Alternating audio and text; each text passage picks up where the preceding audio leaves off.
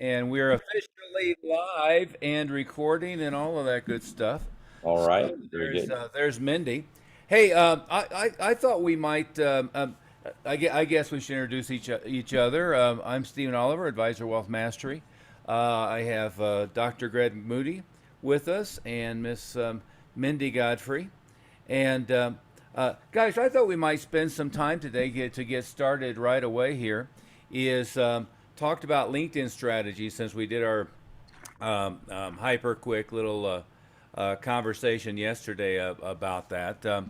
Um, you know, within I mean, one of my pet peeves, maybe to start, is just how the industry seems to be built on manual labor, and I follow all these different sales forums and different things on LinkedIn, for better or for worse, and it's always amazing to me that a huge percentage of people in sales, but definitely in this business, think that their primary role, if they're a salesperson, is cold prospecting. And it certainly is true that without new, fresh leads, without new, fresh prospects, without people who have raised their hand coming in the front door, you got nothing to work with, right? So it doesn't matter how good you are at sitting down face to face and closing a sale, or whether it be by in person, by Zoom, by telephone, whatever it might be. If you don't have somebody to sit down with belly to belly, face to face, you've got a problem. I remember, Greg, you and I like to quote Tom Hopkins. But he had this cute little graphic, and it was two semicircles, and he had drawn it. It was basically meet 20 people face to face, belly to belly every day. Yeah, Um, and that's right. I mean, nothing accomplishes making sales more than a volume of people coming through your pipeline, right? Now, our perspective is, and keep throwing out my favorite buzzword, Parthenon. Our favorite perspective is have a bunch of systems, automated, paid advertising, display media, anywhere you can to do what, maybe to steal Seth Godin's language from before, would be interruption marketing, to get people's attention, to throw something at them that they raise their hand, and then once they raise their hand, you have a warm lead, not a cold prospect, and you can then work with them from there. That's always our preference. Is that a fair way to say it? yeah, exactly. I mean, just knocking. I mean, you could walk out your front door and turn left and start knocking on doors. I mean, and if you're old enough, like me, in not Mindy, I think, but if you're old enough, then you remember people literally doing that, and you could make a living doing that, and you could be successful doing that. It's just a lot of work and it tends to burn you out. So there's no reason to do that because you have more effective tools at your disposal to do that. Yeah, and and I might add, though, the experience of, however you want to phrase it, dialing for dollars, making several hundred dials, or 100 dials a day, the experience of knocking on doors on cold sales, or and we replicate that a lot for our newer people by trade show, booths type of things and so forth.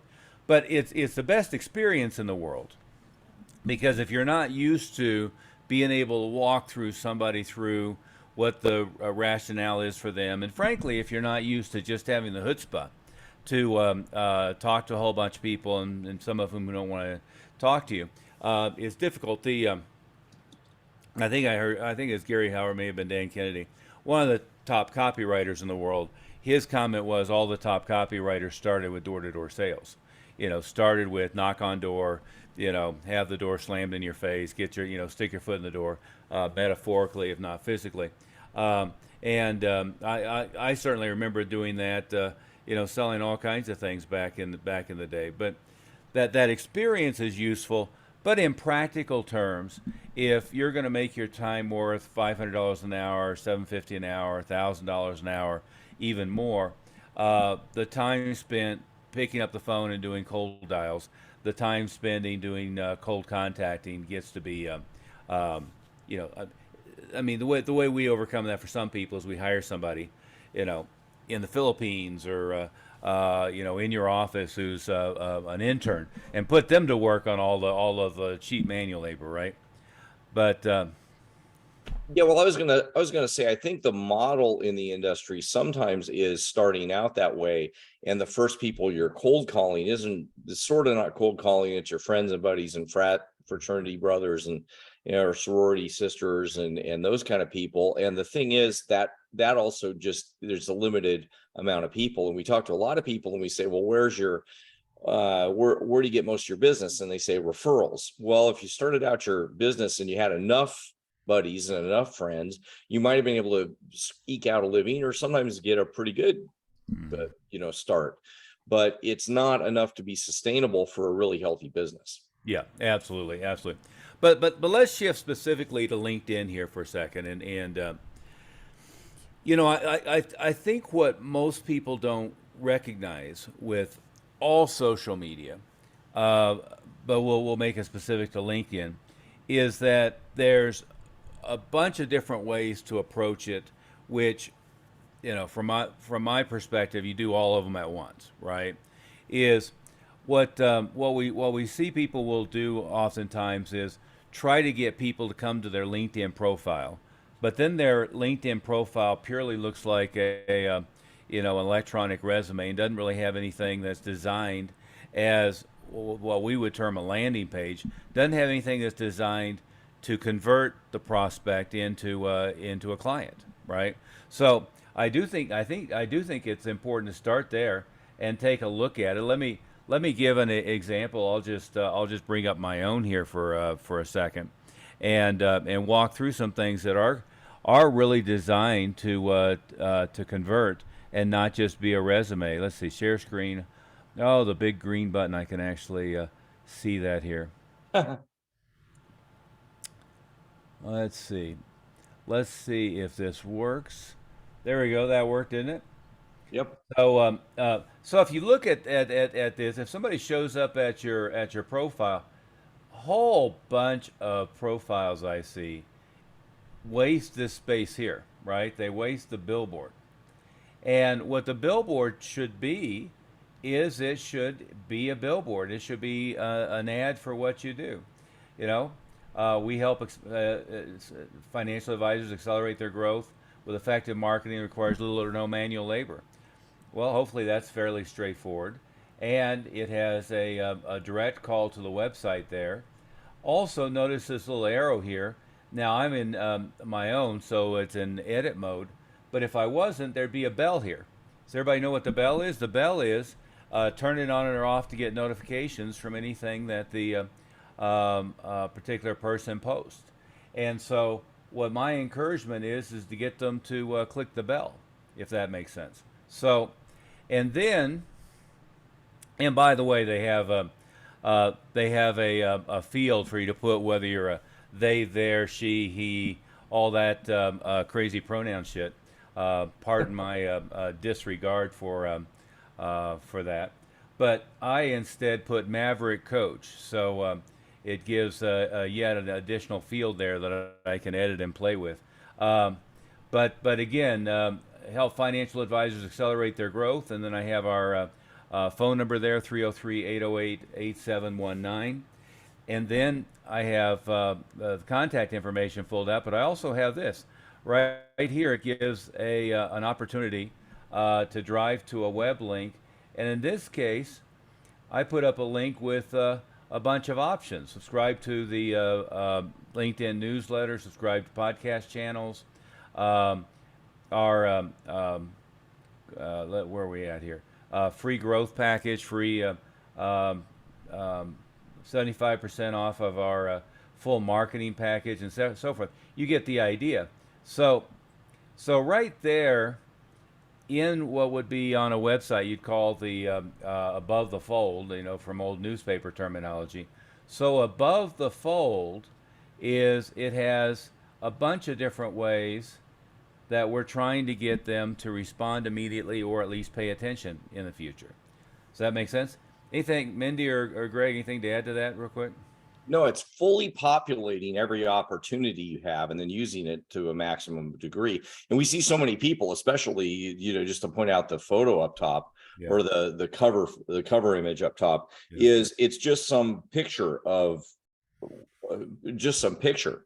And it's often a picture of a guy in a suit. And one thing to point out here, you've got it two different ways. One is you pulling your hair out. The other is you as a cartoon character, which is Yeah. both of those are obviously you can just take a picture of somebody pulling their hair out. You don't need to copy that. But what is it that meets your that fits with your niche?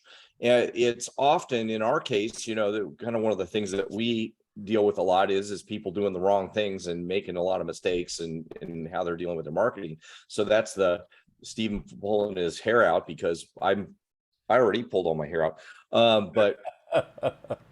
But the other thing is the cartoon image. It's different. It looks different. What you're seeing here is different. It also you see the background of the cover image. Not to go into too much detail, but it's us teaching at a large seminar, so it gives some credibility to what we do. So there's some pieces of this that make a difference. And for some of you, this may end up being, a little too much to handle at once, but it's more than just somebody in a suit and a tie thinking, well, that gives me authority. Yeah, but it makes you look like everybody else in the whole industry. Every single stinking person looks like I think you coined the term, or maybe somebody else said it, but like the J.C. Penney suit behind an oak desk in this Yeah. industry. Yeah. And that means you look like everybody else. You look exactly the same. And so why should I pay attention to you? I'm not going to pay attention to you because, again, you look like my current financial advisor. Yeah. You look like my current agent. Why should I care? Yeah, yeah, and to give credit where credit's due, I think we stole the idea of that characterization from Tim Ferriss from his book 4 Hour Work Week. He Oh, he, I he didn't know talks that about one. he talks about him and his friend not wanting to be the old fat bald guy in the red BMW convertible. So and his take on that was, live life now, don't wait till you're 80, 85 and then be that guy. In our case, um, I remember you remember the story of talking to Dan Kennedy about financial advisors, and he used a reference that I wasn't familiar with. I was shocked that he was that tuned in to popular culture, but he said they're all like the theme song from Weeds, and I had to go look that one up. And the theme song from Weeds is Little Houses, which basically it's all the same, all the same, all the same, all the same, Yeah. and that's really a problem. I mean, the Seth Godin, I mentioned him earlier, but his great book called Purple Cow. The worst thing you can do is be the same as everybody else, right? You want to be the purple cow. I was a big fan of Tom Peters back when he was at his peak, and one of the things he said is, business should be fun. You're memorable if you're fun. You're not memorable if you're not. So, go through it a little bit. When you set up, and I'm sure most people already have one, but you want to make sure creative mode is on, because that lets you have a lot more flexibility. Lets you do a little video in your profile. Lets you do all kinds of other things. But one of the things that lets you do is create a newsletter. And if you create a newsletter, what it'll do is the newsletter will automatically go invite all your connections to subscribe to your newsletter. And then, so that's then something you can do weekly or monthly, however often you want to do. But if you create the newsletter, that's going to, again, give something else for people who are connections to subscribe to. And if you're doing a regular email blast to your clients or to your prospects, well, why not create a newsletter in LinkedIn and then just do the same thing? You just do the email blast, you copy paste it into the LinkedIn newsletter. But again, here, then you have featured, and I put in here again our call to action, our free gift offer for anybody on the meeting here today, live or recording. I'd invite you to go advisorwealthmastery.com, and we're going to give you a free package of practice growth materials, but also has a drive to the podcast, and it has running effective online events for financial advisors. I think that's driving it over to the blog. And so you see here that all of this stuff early on is all designed to drive somebody to some place where they're going to get an opportunity to opt in, or to drive them somewhere where they're going to get additional free content or free additional information. So, Greg, Mindy, what would you add to that so far? Well, the key thing is don't wait to get all that stuff set up. You got to make sure that everything that you just talked about set up. And what a lot of people don't have is an offer or something to give them. What you showed everybody was, we've got all these elaborate packages, which, by the way, everybody should take advantage of our packages so they can help their practice. But within your practice, having a white paper or something that you can give out, that somebody, when they see your LinkedIn profile, they can click on something and get some information, is really important. Not just schedule appointment, not just message you, because a lot of times they don't want to reach out to you yet. They want to get some more information. That builds authority in their mind that you're somebody important, but lets them take a little bit of a baby step towards you rather than take the full step of connecting with you. Now, they can if they want to connect with you, they can connect with you. They can do that through LinkedIn. Yeah. Well, and you made a good point, and I see this mistake made a lot, is it's one thing to have, in anything you put out, here's my phone number, call me, or here's my, the newer iteration, which, we use extensively, is here's my calendar, leak, schedule an appointment to talk to me. Well, for most people who find you, I mean, if it's one thing if, my brother recommended somebody and I'm desperately in need of the services that you can provide, and they're looking for a way to get on your calendar. That's one scenario. But once you broaden your horizons and you're doing a lot more on marketing, you're doing things on Facebook, LinkedIn, Twitter, Instagram, whatever, but you're also really maximizing search, and you're doing some direct mail, everything else. What you'll find is a lot of people who are kind of interested in what you do, or they're kind of interested in the content that you offer, but they're not yet ready to commit to driving over to your office and sitting down for 15, 20 minutes, or scheduling a phone call. And I think the mistake we make often is we think that's so much of a benefit for people that we don't realize the flip side of them committing time, them committing to what they're going to perceive to be likely a sales pitch of some sort, and giving them an opportunity to raise their hand and say, hey, I'd like to learn a little bit more, but I'm not quite ready to meet with you. And Greg, what we've heard a lot recently too is, well, if somebody's not ready to meet with us, they're not really interested. No. If somebody's not ready to meet with you, it might be they have a busy schedule this week. It might be that their wife, their son, their grandmother's having a surgery this week. It might be that they are going on vacation. There's all kinds of reasons, scheduling wise, and there's all kinds of reasons from a standpoint that they can be warm but not hot, that you want to get them in your pipeline so that you can continue to follow up. So again, it's giving them an alternate mechanism where, and there's no harm in saying, if you're ready to meet today, click here to schedule an appointment. If you'd like to learn more about what we do, and to learn more about this topic, and to grab a little bit more educational information, click over here, and here's some ways that you can do that, right? And my approach anymore is give them an opportunity to go learn more on LinkedIn. I mean, on YouTube. Give them an opportunity for the LinkedIn newsletter. Give them an opportunity for the email newsletter. Give them an opportunity for the podcast.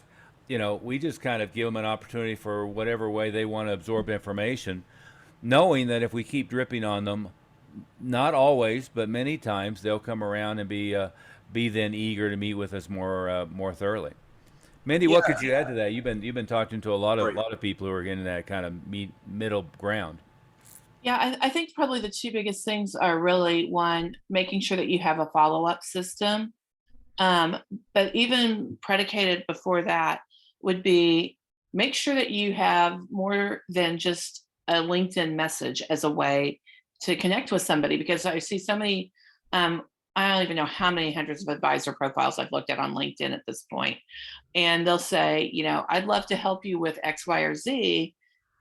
Contact me, and you don't have it directed to your website or a phone number. It's just you can message them through LinkedIn. And I suspect a lot of times people aren't checking those LinkedIn messages Yeah. consistently. Yeah. Well, So, and that's not a normal way to communicate either. exactly. Yeah. So I think having, not only that follow up, but that way to really make a good first contact.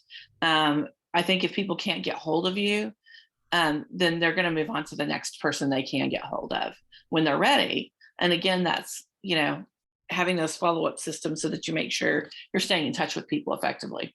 Yeah. Yeah. And, Well, and I would, good. well, can I add something? I bet everybody listening to the call has had somebody contact them and they say, well, what made you reach out to me? If you've asked that question, a lot of our advisors don't ask that question, but if you've asked that question, what made you reach out to me as an advisor? Well, you were the first one to pick up the phone. Yeah. Yeah. Yeah. If you ask that question and you have enough lead volume, you're going to get people saying, well, you were the first one to answer the phone. Yeah. Yeah. Well, and the other syndrome, though, by the way, is I'm all hot to trot. I'm really eager. My brother-in-law told me to talk to you. I called. All I got was an answering machine, and nobody got back to me. Of course, you could have gotten back to them, but you're calling on an unknown number, and their phone number is a cell phone. They don't answer the phone, and so you end up in this endless loop of phone tag. It's a topic for a different day, perhaps, but we try to make sure that your phone is always answered 24/7, and if not by you personally, which of course is impossible, by a outsourced answering service where it's only going to be live people and they can schedule an appointment on your calendar. So it has to be somebody who's at least moderately sophisticated in providing that service, or outsourced to somebody that's on your payroll, either as a contractor or as in-house. And that is one thing I mentioned. I mentioned Tim Ferriss's book. There's it's a book I love and hate, but that was something that was brilliant about his book, was all the different ways that he could trim down immediacy of contact and at the same time outsource and maintain client relationships and so forth. So there was some interesting lessons there too. Yeah. But anyway, let's keep moving forward with LinkedIn. So I've already mentioned one thing that you can do with LinkedIn, but what you believe is that when you make posts on social media, that the whole world sees it and they're likely to beat a path to your door, or at least if you haven't had any experience with these things, you might have a tendency to think that, or that you're going to be the next viral post that the whole world sees. Greg, what's the likelihood of posting something, especially in this field, that's going to be viral and is going to be seen by hundreds of thousands of people? Well, the last stats I think we saw, which was a while ago, is about 2 or 3%. Yeah, it's very low. Yeah, and I would probably estimate about 1/100%. Yeah. Yeah. And that was a while ago. I mean, well, assuming that they're friends of yours, right? So if you post something on social media and they're friends of yours, Oh, yeah, right. I mean, that would be, yeah, but that's for friends. right. That's Well, for friends. I don't, if you post something on, whatever, I'm never going to see it. I have a couple of our associates who say to me regularly, they'll make a comment or they'll ask me about something, and they'll say, "Well, didn't you see my post about that?" You mean our associate Jeff? Yes, that's who I was. Uh, it's like, no, why don't you just tell me? Because I didn't see. And there was an extensive research, a number of years ago, not during the Musk brouhaha and the acquisition, but many years ago, that with Twitter, for instance, everyone's broadcasting, no one was receiving. And what they found at the time is basically the top 100. So if it was at the time, before he got kicked off of it, it was Donald Trump, Justin Bieber, Taylor Swift, and I don't know all the other names, but there was a list of Hollywood celebrities, music celebrities, celebrities for being celebrities, and high-profile business and/or political figures that basically were the only ones that anybody saw, right? And pretty much everybody else on there was posting stuff that was totally being ignored. And in the other element of that, and this is certainly true on all the social media. Well, I don't know the stats off the top of my head on each one, but with Facebook and with LinkedIn, is a fairly small number of people who are in Facebook language friends and in the business page liked your page and are following your page, and in LinkedIn terms from your personal profile who have connected with you or who are following you. Those are two different categories. Very small percentage of them are gonna see much of anything you post, and it's again when I pointed out that where the bell is, if you can get them to click the bell, that tells LinkedIn that they want to see the things that you post.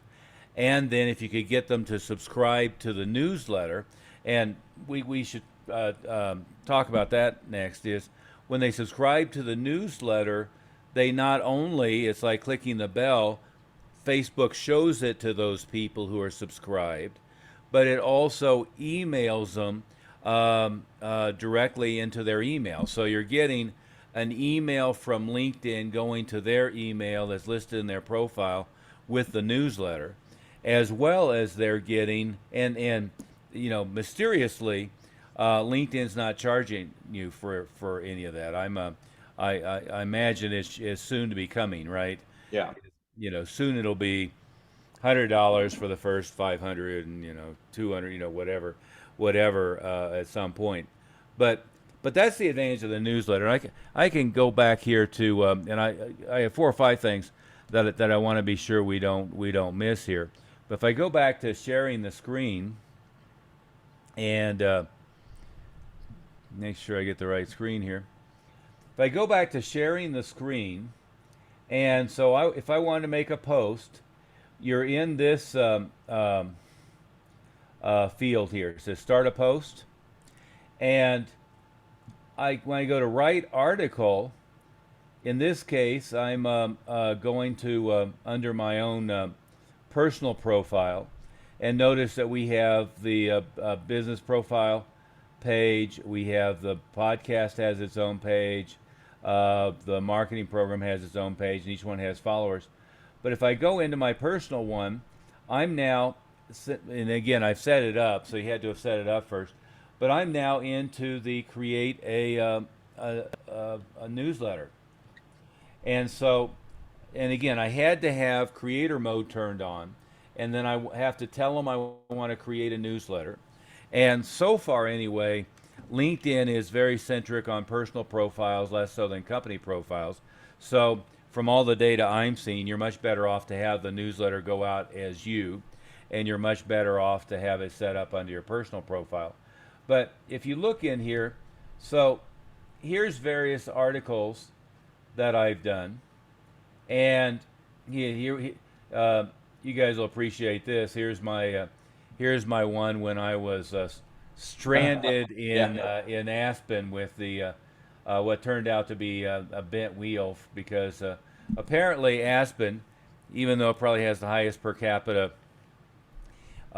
income in I don't know, maybe in the United States, but certainly in a 6-state area.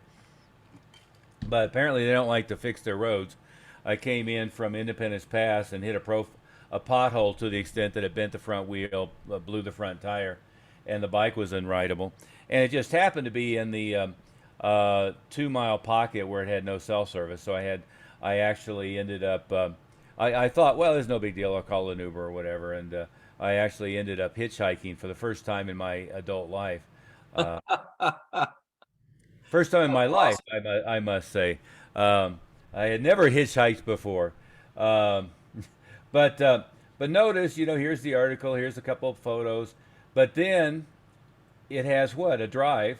In this case, to the live event we were going to be that we did in San Diego. And so if you click the picture, it then takes them to the registration page for that event. So again, when you're doing the newsletter, I guess I have to go back this way. When you're doing the newsletter, of course, you want it to be interesting, engaging. You want them to. It doesn't want to take me back. Oh, there we go. So you want it to be interesting, engaging, one thing or another. Notice it shows up as published by me. Since that description has basically our headline, a call to action, and a phone number, they're going to get that, but they're going to get whatever promo and drive I put in. Now, one mistake to make is to have everything that goes out to be just purely promotional, and I see that a lot. And in fact, it's how you get lazy. You get this set up. You have some people who are subscribed to it, and every time you go out, you're just doing, hey, call me for your financial plan or whatever you want your offer to be. That's a mistake because people just stop paying attention. And the other mistake that gets made, and Greg, we see this a lot, is you take generic company information about retirement planning or generic company information about whatever, and everything you put out is bland, looks the same as everybody else, and is just product specific. So a mistake that advisors make heavily is constantly trying to pitch product, not solution, but also talking about product rather than just, well, what happened interesting in their day, what are their interests, what's going on. In some cases, you make a conscious decision for that to include, controversial stuff, politics and religion. If you're the the number one financial advisor for your synagogue and for the Jewish community in your area, then all kinds of conversations about that is probably really appropriate. If not, it's oftentimes better to stay away from anything that might be a little controversial. On the other hand, if you're we have a couple of advisors in San Francisco. If you're a bigwig in the Democratic Party in San Francisco, wear it on your sleeve, right? Talk about what's going on and what's going on in the national news and the local news and one thing or another. No reason not to. But the other thing I was going to point out is you want to make a lot of stuff personal. Mindy, one of a couple of the best that we loved websites. One of them, the guy was a big fly fisherman, and he had a blog on fly fishing, and he had a cover photo of fly fishing, and it was, and by the way, I don't know if he was doing it or not. We never ended up actually communicating with him, despite best efforts, which again is a ball he dropped. But in this case, my question is always: is he using that for everything it's worth? Right? We can go to SRDS. Right. We can find every magazine on fly fishing. We can find lists of subscribers to magazines on fly fishing. We can find people whose interests are fly fishing on LinkedIn and go after that along with other criteria. I could go on and on and on, but there's any number of ways. There's probably, wherever he was at, I forget. There's another one here in Colorado. So there's probably a regional newsletter for people who are into fly fishing in Colorado. He could be a monthly columnist in that. Hell, there's a paper, I live in Evergreen, Colorado. There's a local area newspaper where he could do a column on financial planning and a column on fly fishing, the fishing advisor or whatever it might be. And there's all kinds of different ways that goes. But the incorporating what's going on in your personal life, and we see this done badly, right? I see on social media 3 a.m. and I'm depressed and I'm pulling out the bottle of Jack Daniels. That's not what I'm talking about, right? What I am talking about is, hey, I went on this hiking trip. What's the famous trail? I don't know. There's some trail. I have bad feet. I despise hiking, but I went on this hiking trip, and here's the lessons I learned, and the three things I was thinking while I was, trapezing over whatever you do in hiking. I was thinking about, then that leads into the story and the conversation. And by the way, I mean, we're throwing a lot of pieces at this, but people learn through metaphor and stories. And the more you use metaphor and stories to describe what you do, rather than just purely factual, recitation of what's going on in the market, it's up, it's down, it's stagflation, whatever it might be. You know, my my educational handicap, Greg, as you well know, is a degree in economics and an MBA. And if we're not in stagflation, it's coming quickly here. We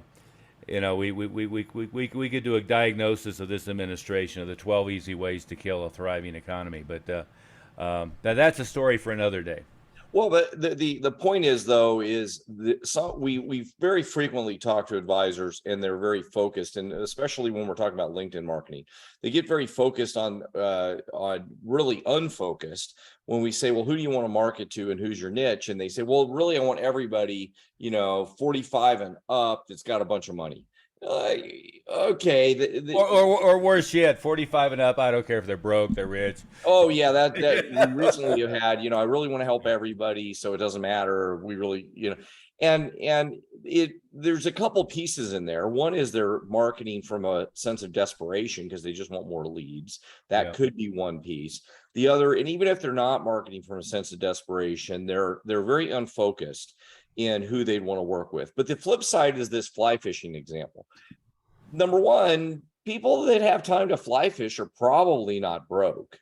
There could be, it doesn't mean you have to have a lot of money. Probably. I've never fly fished, but it probably, anything that requires a bunch of gear is typically, usually they have money and time.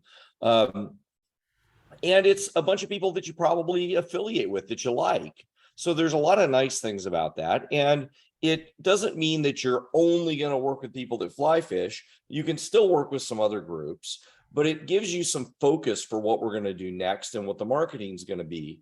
And so there's a lot of value in staying focused on certain niches. Fly fishing doesn't have to be the one for you, but we can find some areas to keep your focus versus like, oh, I just want to work with everybody.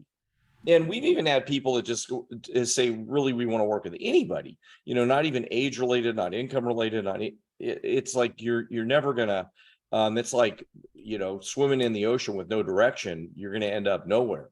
Yeah. So it's really, really difficult for them to build their marketing out of that. Yeah. Yeah. So moving right along, the two most three things. Let's go back to this, staying on to LinkedIn, is really what we do a lot. Mindy, how many qualified leads would you guess in the last 90 days do we get exclusively from paid advertising on LinkedIn? 100, 120 in that range? Yeah, that sounds about right.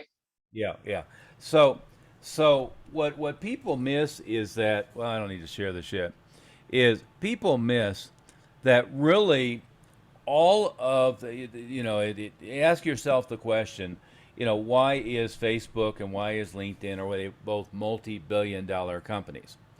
Well, you set up your profile for free. Sure, in LinkedIn's case, they have a subscription model because you can subscribe to, God, what the hell is it called now? We're talking about it, but use Sales Navigator. You can subscribe to Sales Navigator, and there's a couple different levels, and you can have your little gold in signal because you're a recruiter or you're subscribed on that level. But really, what those platforms where they make their money is from people buying hyper targeted ads at very specific groups of individuals, right? So if I wanted to show an ad to everybody who is CEO or C-suite executive of 1 million to $10 million companies that were in a tri-state area of where you're located, I can design an ad that's targeted at them. If I wanted to target an ad at dentists, local, regionally, or nationally, I can target them. If I wanted to design an ad that was targeted at plastic surgeons, I can target them. If I wanted to do a national ad based upon people who are owners and or C-suite executives of auto dealers, I can do that. So what happens is the real value to these platforms for advertisers came from their super unique ability to rifle shot and really get to the right person. And this goes back to what you're saying, Greg. If I wanted to on LinkedIn, I can find everybody who is C-suite executive of a company between 10 and 50 million, let's say, who is in one of the many fly fishing groups on LinkedIn. And so now I know that they're both into fly fishing and they're a higher level of executive. I could find fly fishing dentists if I wanted. See, there's all kinds of different ways that you can iterate and match those things.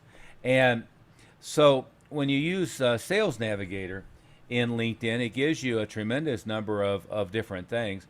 But the other thing you can do is you can go find your own list and upload it into LinkedIn and tell LinkedIn to go find those people. So that's something we do a lot. We do that in Google, LinkedIn, and we do that in Facebook, is go find our own list. In Facebook's example, we'll upload it. It's called Create a Custom List of Your Current Customers. And then we'll tell it to go target that list. And then we can tell it to find what they call a lookalike list.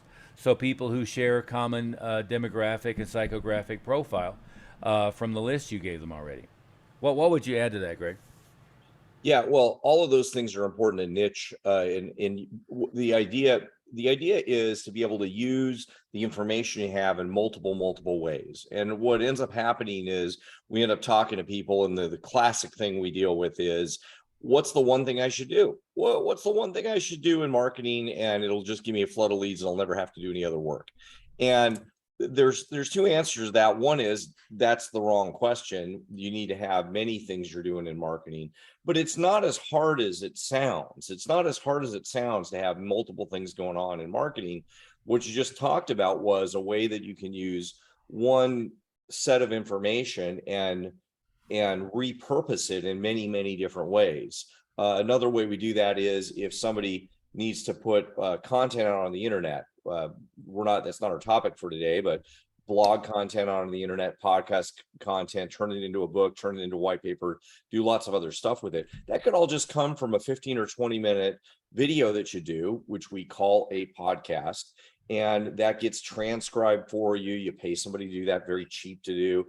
And that turns into a white paper, turns into blog content, turns into lots of other stuff. So there's ways to do this stuff that isn't a lot of effort. It won't drive you crazy. We just have to, and that's what we help you with. We help you with all this stuff, and we help you lay this out. So it's not gonna, whether you're tech savvy or not tech savvy, a lot of people we know that we've worked with or not, or even if you are very tech savvy, how to get set up so this stuff doesn't cause you a lot of brain damage and is easy to do. And we want things to be low brain damage, high net income for yourself, and be as simple as possible. You bet. Well, and so moving along on LinkedIn, is there was an article. Now I'm going to forget who it is, but one of the big companies who is world famous for harsh sales training program, and everybody has to make 100 cold outbound calls a day and basically go hunt what they fish by wandering the woods and hoping they stumble across something. But they made a big brouhaha about eliminating cold calling.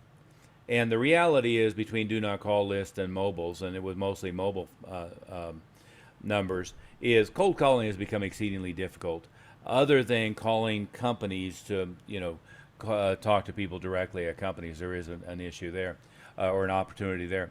But the article basically was they were getting rid of cold calling because it had disparate outcomes, and women and minorities didn't do as well at cold calling. Well, okay, you can get rid of cold calling for all kinds of different reasons. That's probably the most ass backwards reason. The right reason would be, in my opinion, is they flushed at least 19 out of 20 people who could have been, many, not all, but many of them could have been really good at face-to-face sales, personal sales. They could have been great with clients. They could have had great relationships with clients. They just might not be somebody who can do, have the fortitude to do 100 cold calls a day, or 200 cold calls a day. But what they shifted it to is not much of a step above. Is cold contacting on LinkedIn, right? So instead of living on the phone and actually talking to human beings on the phone, they shifted them to go find people who are good prospects, and you go into Sales Navigator, and you can do that fairly easily, and then cold contacting them on Facebook. Now, Greg, we've both done door-to-door sales, knocked on doors. Mindy, did you ever do that? No, No? somehow missed that one. Yep.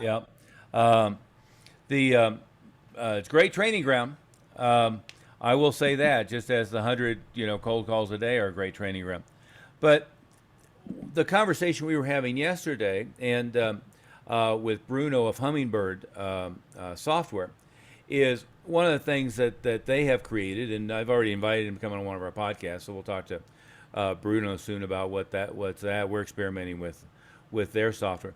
But what it does is it automates the first couple steps. So what it does is let you go to Sales Navigator, go find a target audience. Then it'll automatically communicate with them through Messenger, suggest a connection, and then it will ask them a couple of questions, let them respond. Once they've responded affirmatively, then you can hand it off to somebody in your office who can continue the conversation until such time they're either ready for an appointment, or would like a free copy of your book, or would like a free copy of your report on blank, blank, blank, whatever it might be. So again, making 100 cold dials works. It's just very labor intensive. Taking it right out your office door and knocking on doors. If you're going to do that, do the gated community on the golf course, if it were me, with 3-car garages. But that works. And then you have, probably more time efficient, is the cold contacts on LinkedIn, and then having some tools and resources that can accelerate it. And Greg, I'm sure your take is the same. Their approach is really skim the cream, go through a big enough list to find people who are going to be responsive right away. And then you could certainly use the same tool to find people who weren't immediately responsive but would like to be warmed up, right? But that is a way to do it. And what we have said for years is, hell, if you don't have something to do, get out from behind your desk. Don't sit there and stew about you don't have enough traffic, and go do something. And if you don't know anything smarter to do than take a right out your door and start knocking on doors, do that. Or pick up the phone and just start, I doubt the white pages even exist anymore, but opening the white pages and going through the list. But this is an alternative on a manual basis that you can go start a conversation. Now, Mindy, I just gave you the assignment of going through my inbox because I haven't read it in. What would you guess by looking at it? Probably ever. Ever? Yeah. Ever. Yeah. Every now and then I randomly see somebody's message in there, but I don't. Again, if you're earning $1 million a year, personally, you shouldn't be doing this yourself, right? This is something that you can both use software, but then you can have somebody who's doing the pre-qualification, the screening, the communication. But Greg, to me, the mistake that almost everybody makes is their first contact is, hey, I'm a financial advisor. Do you need some of my products? Some version of that, right? Are you happy with the retirement plan you have now? If not, let's talk. And they make it sound like an ad rather than sound like a human communicating with a human. And and you want to get them engaged in a dialogue and get the dialogue moving forward and keep the communication moving forward. The next mistake I see, and we were having that conversation yesterday on that call with Bruno, is assuming that anybody who's going to be interested is going to move to the next step of making an appointment, as opposed to there's going to be people who are interested enough to want more information and not interested yet enough to make an appointment. And Greg, you remember that we had a call of I don't know, maybe 40 or 50 clients all on one meeting recently, and I had asked them, because many of them were doing a bad job of following up with open prospects. And I had asked them, how long had you paid attention to me or our material before taking action and doing something? Remember the answers? I don't remember. Oh yeah, it was like 8 years sometimes. I think that was our record, right? 8 years or 9 years. I think Marty said 7. Yeah. Yeah, and but there was a bunch that was 2 years, 3 years. You know, my favorite was Colby, which was, you know, I was paying attention to your stuff for 2 or 3 years. I thought you were a complete asshole, and then I decided, right? Well, in especially in this field, because you know what we've seen statistics on is that 60% of people are unhappy with their current advisor, and about half of those, so 30%, are actively looking. But that means, you know, a lot of people are unhappy. But look, people are pretty lazy as well. They're pretty lazy, so they're not going to be actively, you know, picking up the phone. They're busy with their life. They're not going to be doing stuff and calling people. So, you know, for you to stay in front of them until it's the right spot, that they finally are pissed off that whatever happened in their life, or, you know, get enough space in their brain, or whatever's going to happen in their life, till they pick up the phone, or they message you, or they return your email, or respond to your text message, whatever got them off their butt to do something. It's not going to be immediately. Yeah, yeah, and it may not be. And by the way, you know, I mean, we're at 55 minutes out of an hour here, and so we're not going to get in depth on a lot of very important topics, but we are going to, for a future webinar and podcast, we're going to have Bruno with Hummingbird on, and I'd be remiss if I didn't talk about Kate and her company, Linked Selling, who is doing all of our, they're working as an agency doing all of our paid advertising and doing paid advertising on LinkedIn and Facebook and other media for, I don't know, what, about 35 of our clients now or something like that, and doing a bang-up job. So we will also schedule a podcast again with Kate about paid advertising on LinkedIn. But let's touch briefly, and I might as well say for anybody watching this live or watching the recording, is if you are in the mode of you're annoyed with your prospects and ready to get some direct free advice on what to do, how to break your existing plateau, and possibly work together on an ongoing basis, I'd suggest right now you call Mindy at 303-808-8719, and we can schedule an appointment to talk to Mindy, Greg, and I, and walk through, and guaranteed, Greg, I think we always give people at least $100,000 worth of stuff that they can go implement or more for adding to their net income, regardless of whether they decide it's a good fit or whether, you know, we decide. I mean, we only work with about 10% of the advisors that we communicate with, right, just because it's not a good fit on their end either. But I'd recommend you guys do that, and we'll get to this. I want to do another one where we go through Sales Navigator and how to use that effectively, because we just so touched the surface on that. and it's very robust. Um, and we'll go through another podcast, as I mentioned, with the automation, and we'll do another one where we're going to talk specifically about paid advertising on LinkedIn. Um, I think we're about out of time. Mindy, anything to add to the conversation? And then Greg? No, I mean, I think the big thing is give us a call if you've got questions about what you've heard today. If this is something you want to explore more deeply, give us a call. Let's get you in with a conversation and let us help see what we can do for you. Well, and Yeah. get the package of stuff that we'll send you too. I mean, Yeah. that's a good starting point for everything that you need Yeah, wherever that- you're at in your practice. Yeah, just give Mindy a call to get all of that stuff. And it's not a sales pitch. Again, we kind of reject more than we accept.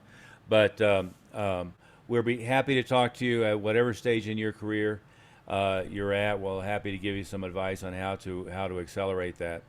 And one thing I might mention that I didn't get to is advisors are very hesitant about testimonials and referrals, understandably because of the legal and compliance issues. But it is legal, and it's frankly it's always been for people to go through and do testimonials and or feedback ratings and so forth on Google, Facebook, and so forth. The agencies just hadn't kept up with the regulatory agencies, as usual, haven't kept up with the technology. But that's something you should do on Facebook, no, I'm sorry, on LinkedIn, is you should go get a bunch of recommendations. And, if somebody posts something that's an earnings claim of any sort, that, this person got me a 15% annual return in the market, that's the type of thing that gets you in trouble. So, make it be they're nice, they're competent. I love working with them. They've helped expand my horizons on what my capabilities are, and that's what most people do anyway. Most people aren't very specific, and with LinkedIn you can approve or not approve the recommendation, and then if somebody, especially if it's a client that's giving you a recommendation, you just go ask, hey, could you redo it and leave this out, because that creates some legal problems. So you should have go create a bunch of those, and really get familiar with Sales Navigator and really get familiar with all that. But again, if you don't have a flood of prospects coming in, or if you have free time, the McDonald's thing forever was if you have time to lean clean. And frankly, in your profession, if you're not face to face with a client, you should be prospecting. So make sure you're always filling that pipeline. There are a lot less labor intensive ways. That was mostly what we focus on. But again, if you don't know anything else to do, take a right at the door, knock on doors. But the efficient way of doing that now is, pick a group of people to target and start cold contacting on LinkedIn, and a lot of the automation solutions are probably a good fit for some of that stuff. Thank you guys, and we'll call it a day. All right, great job.